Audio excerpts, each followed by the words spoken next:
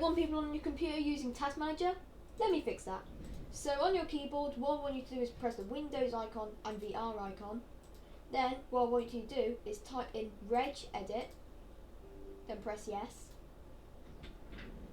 Now what I want you to do is type in this at the top, then press enter.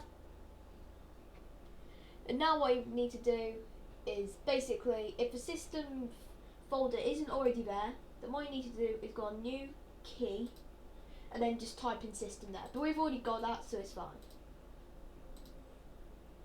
So now what we need to do is right click, new, DWORD 32-bit value, then type in, now you need to be careful with his capital letters on this one as well. So DisableTaskMgr,